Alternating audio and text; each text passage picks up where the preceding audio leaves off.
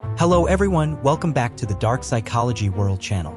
Today, we're going to continue our discussion on the 8 psychological phenomena we started in our last video. If you haven't seen that video yet, I recommend you check it out first to better understand what we'll be discussing today. So, without further ado, let's dive right in. Our 5th topic is the herd effect, also known as the bandwagon effect.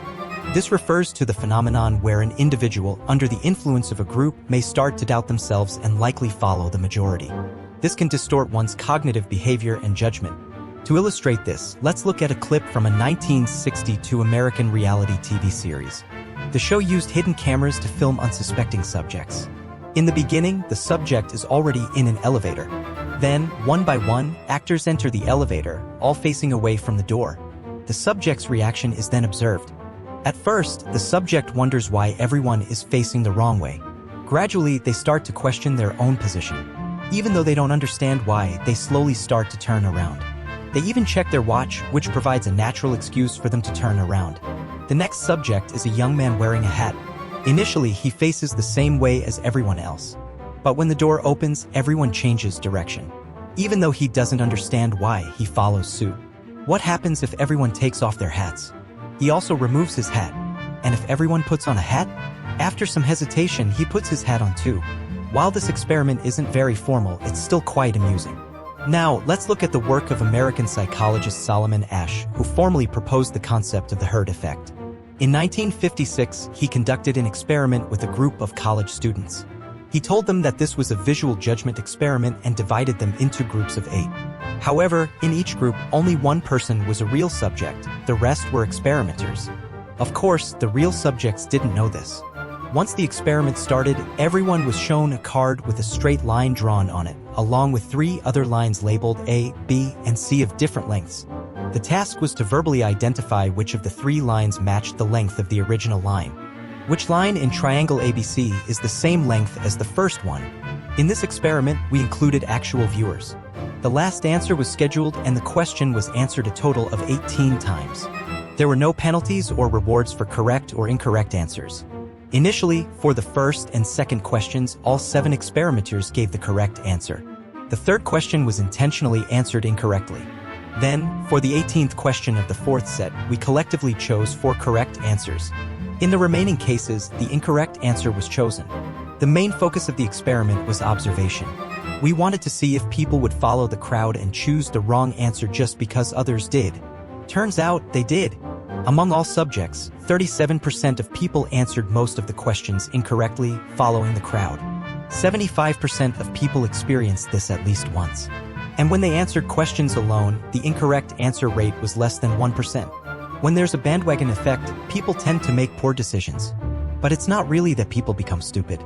After the experiment, AC conducted some interviews with the subjects and summarized 3 situations. The first subject knew the answer was wrong but chose it anyway due to group pressure, causing behavioral distortion. The second subject realized he was different from others but thought the majority must be right, leading to a distortion of judgment. The third subject was directly influenced by the public, found no problem with the error, and made the wrong decision, causing cognitive distortion. These distortions lead one to think that if so many people are doing this, then they must be right. Or if everyone is doing this and I'm not, then I must be the one who's wrong. Remember those popular quizzes on Facebook, like the Me 10 Years Ago comparison photo? Almost all of Facebook's products were these at that time. This is also a herd effect. Of course, we also say this is wrong. Although some things are not right or wrong, from another perspective, what we do is easily influenced by others. Type 6, the suspension bridge effect. Do you believe in love at first sight? That instant connection when you meet someone for the first time?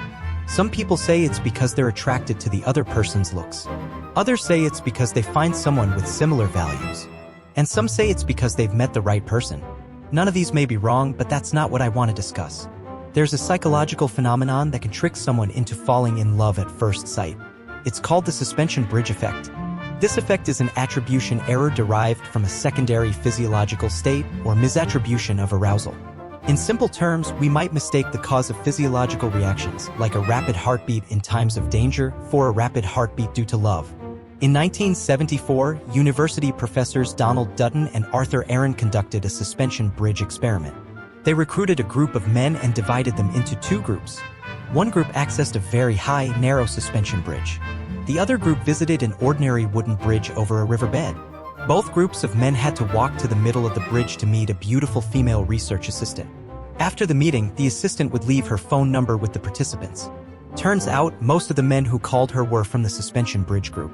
And they all mentioned love and dating in their conversations. It seems that their racing hearts and sweaty palms on the scary suspension bridge were unconsciously mistaken for falling in love at first sight with the beautiful assistant.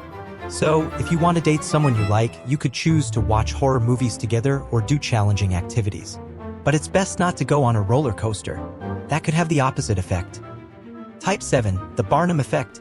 Psychologist Bert Ranfry conducted an experiment where he asked a group of students to take a psychological test. After the test, he gave them two sets of results. One was the real result and the other was a blurred, ambiguous description of falsified results. He asked them which description they felt was theirs. Surprisingly, more than half of the students, 59% to be exact, thought the fake results were theirs. In 1948, Hurué conducted a similar experiment. He asked students to take a personality test, but this time, he only gave everyone the same test results. He asked them to rate the accuracy of their own quiz results on a scale from 0 to 5. In reality, the results Hurué gave everyone were just pieced together from some horoscope or personality relationship descriptions. Still, everyone, including Hurué, rated it very high, with an average of 4.26. This shows that people tend to accept general and ambiguous descriptions about themselves.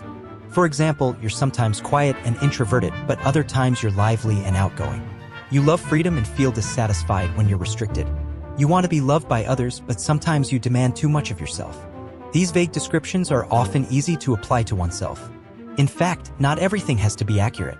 Just hitting 1 or 2 points can make people amplify it and think, this is who I am. To repeated the test hundreds of times and the average result was still 4.2. So, when everyone is taking some horoscope or personality tests, just be aware of this Barnum effect. Type 8. Transactive memory. In psychology, there's a concept called transactive memory. It's the idea that when two or more people work together, they exchange memories to store information, reducing an individual's memory load while preserving memory overall. Let's take an example. Suppose there are 3 people, A, B, and C, who go camping together. A is knowledgeable about cooking, B has wilderness survival experience, and C has some emergency medical skills. They all know who has which skills. So, when A gets injured, he knows to ask C for help. B will ask her for help when preparing food. This way, they don't need to learn and remember all the relevant knowledge themselves. They just need to remember who to ask when they have a problem. This is called transactive memory, relying on other people's memories. You just need to remember where the memory is rather than remembering the answer itself. In this era of information explosion, this phenomenon is more common. We have a lot of information to absorb every day. Especially remembering some uncommon knowledge feels like a waste of brain capacity. So, when something goes wrong, we just turn on the TV, YouTube, or Google. We don't need to think too much at all. But what's the problem with this? In this era of information explosion, everyone is doing this. Think about it, when you search for information, whether it's on Google or YouTube, isn't everyone just clicking to search for the top 1, 2, or 3 answers? We usually only watch 1 or 2 news channels, frequently read reports, and see enough answers. We don't bother with the rest.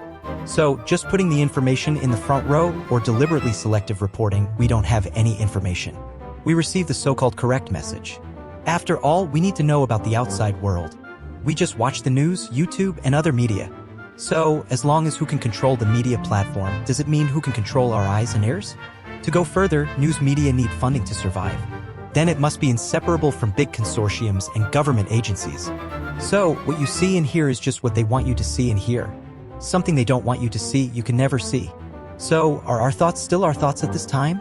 Can we really think independently? What can we do? I can't watch TV. Of course, don't get me wrong. I don't want to tell you to cut off the internet directly. Maybe you're considering moving to live in the mountains or something. But let's take a moment to remind ourselves of the situation we're in now. After all that's been said, the important thing is, how do we think independently? In the rush of this era, it's indeed hard for us to avoid these phenomena. And these psychological phenomena, they're not necessarily good or bad. It depends on how we use them. We're not running from them, but at least we should know what's right and what's wrong. We should have the ability to distinguish between good and bad. So how can we judge whether something is credible or not? Right or wrong? It's actually really simple. Just use your moral conscience. Don't rush to refute yet. First of all, this isn't about being scientific or unscientific or a theological or non-theological point of view. On the contrary, it's the foundation of human science. More appropriately, it can be said to be anthropology. Let's put it from a simple perspective. Has a person committed a crime? It's based on the law, right? And how is law made? It's made by people. And what did that person base it on? The correct spelling of human morality. Good guys and bad guys in humanities, good and evil in nature, beauty and ugliness, have you noticed? They're all based on moral conscience.